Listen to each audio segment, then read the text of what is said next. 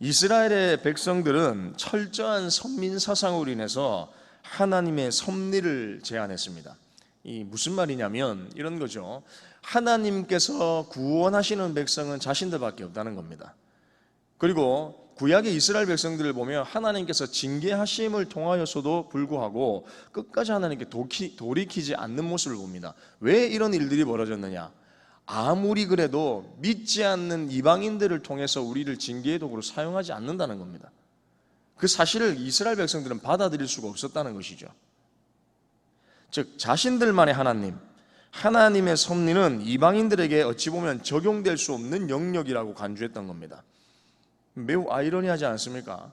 창조주이신 하나님을 믿지만 이방인들 가운데 섭리하지 않는 하나님으로 또 믿고 있는 것이죠. 그 편협적인 생각을 깨뜨려버린 사건 중 하나가 무엇이냐? 나만 장구의 치료입니다. 이방인에게까지 하나님의 능력을 나타내심을 선포하신 이 사건, 하나님께서는 이스라엘뿐 아니라 이방 나라였던 아람까지도 주관하신다는 사실을 정확하게 드러난 대목이 나만 장군의 치료 사건입니다. 그리고 오늘 등장하는 본문의 내용도 여러분 마찬가지죠. 아람의 역사적 전환기입니다. 이 역사적 전환기에서 이와 같이 이스라엘의 선지자 엘리사를 딱 등장시키고 있다는 사실에는 하나님의 섭리는 결코 제한이 없다라는 것을 엘리사 선지자들을 통해 지금 보여주고 있는 것입니다. 이방인에게까지도 미친다는 것이죠. 모든 나라에 작용하며 간섭하신다는 사실을 분명하게 오늘 본문을 통해서 다시 한번 하나님 나타내고 있다는 것입니다. 오늘 본문 7절 상반절 우리 다 같이 한번 읽어볼까요? 읽어보겠습니다. 시작. 엘리사가 다메섹에 갔을 때에 아람 왕 베나닷이 병들었더니. 아멘. 다메섹은 아람의 수도이자 왕의 영지죠. 왕이 머물고 있는 곳입니다.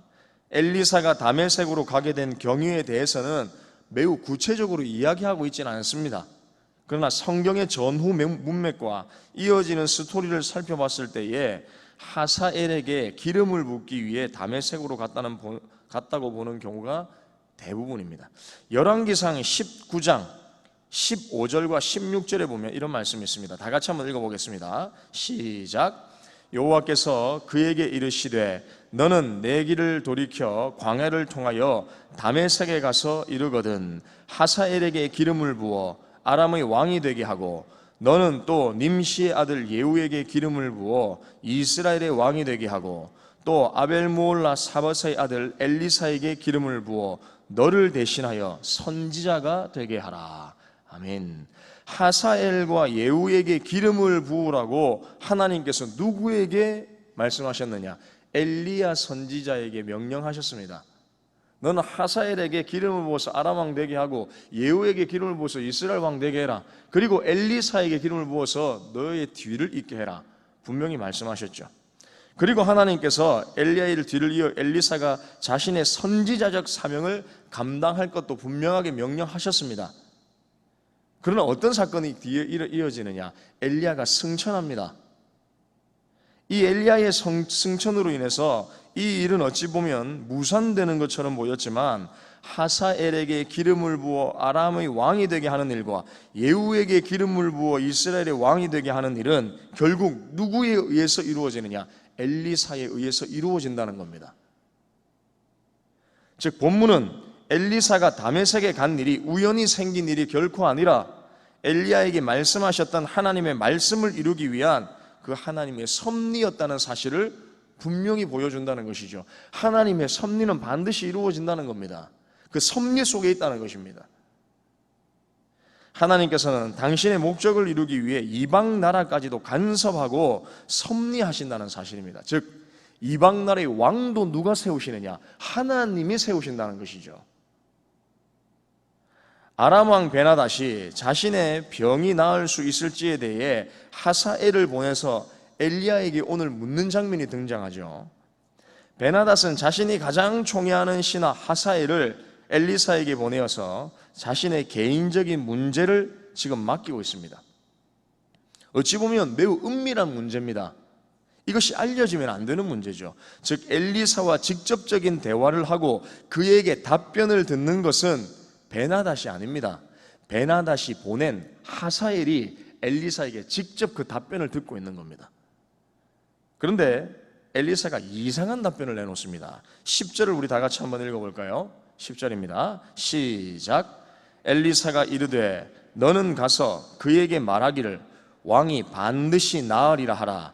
그러나 여호와께서 그가 반드시 죽으리라고 내게 알게 하셨느니라 하고. 반드시 나을 거다. 그런데 반드시 죽는다. 이 말이 무슨 말일까요? 반드시 산다고 했는데, 낫겠다고 했는데, 병이 낫겠다고 했는데 죽는다 다시 얘기합니다. 이 말이 무슨 말이냐면 베나닷은 병으로 죽지 않고 다른 일로 인해 죽는다는 겁니다. 엘리사는 이후에 일어난 일을 이미 알고 있었기 때문에, 어떤 사건이 일어날지를 미리 보고 있었기 때문에 그 참상을 미리 보고 지금 하사엘을 보면서 예언했던 것이죠. 하사엘이 어떤 일을 펼칠지를 엘리사는 미리 보았다는 겁니다. 그리고 여러분 11절을 보십시오. 11절에 이렇게 말씀하죠. 하나님의 사람이 그가 부끄러워하기까지 그의 얼굴을 쏘아보다가 우니.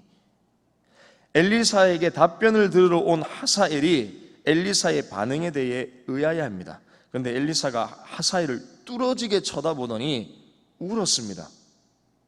여기서 여러분 부끄러워하기까지 그의 얼굴을 쏘아보다가 라는 말은 무엇이냐면 민망할 정도로 그의 얼굴을 보았다는 겁니다.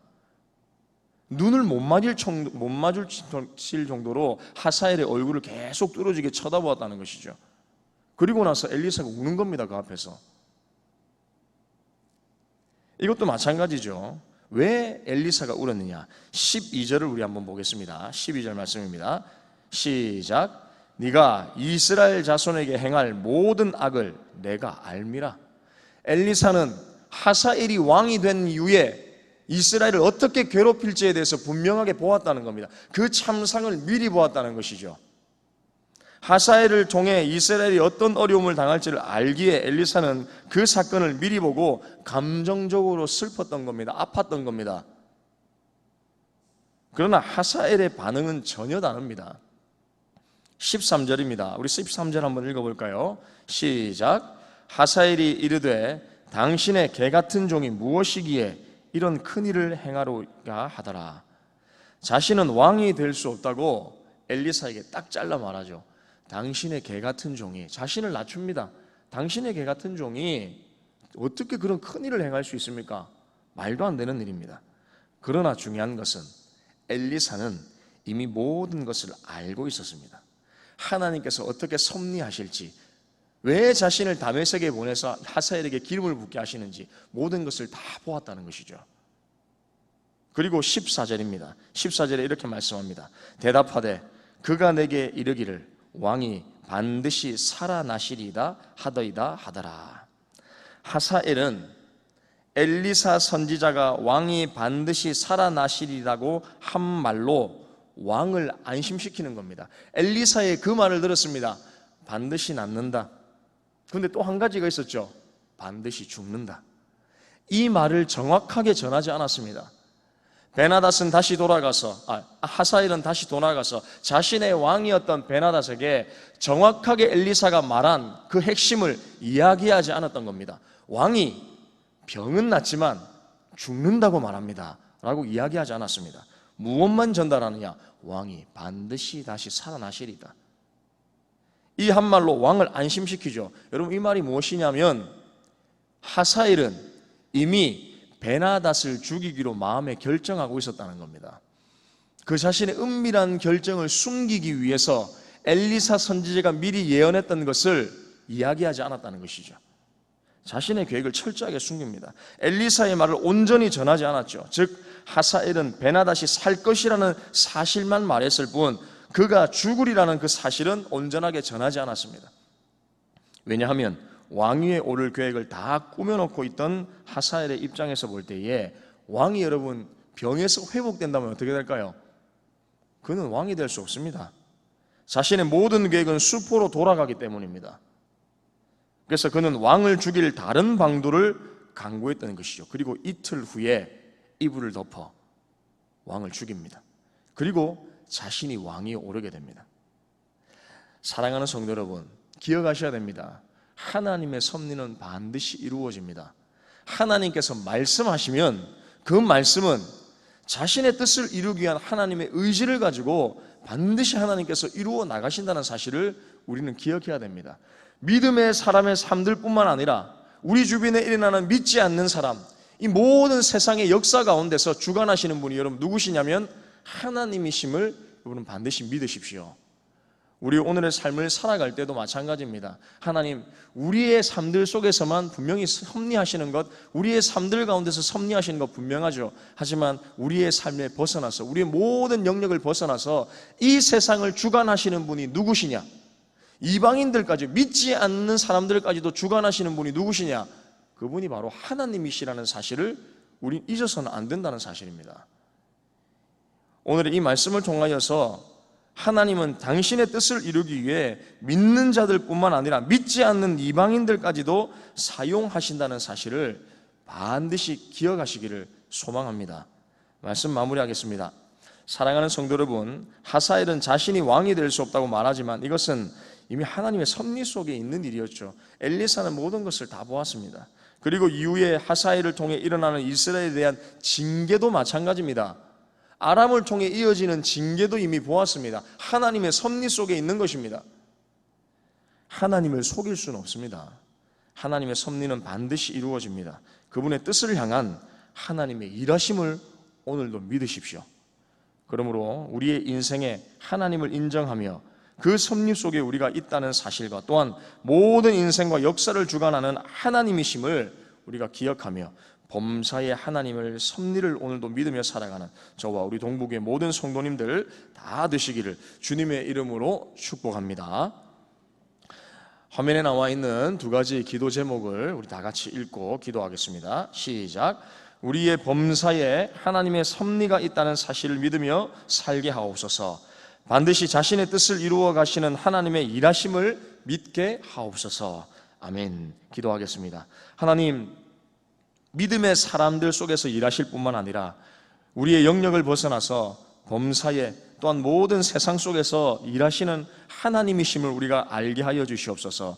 이스라엘 백성 속에서만 일하시는 분이 아니라 그 지역을 벗어나 아람 왕까지도, 아람의 나라까지도, 이방 나라들까지도 다스리시고 그들 가운데 왕으로서 기름을 붓고 또 그들의 형편을 하시고 그들을 통해 이스라엘을 징계하시는 그 모든 일들 가운데에 하나님의 간섭과 섭리가 있다는 사실을 우리가 다시 한번 보았습니다.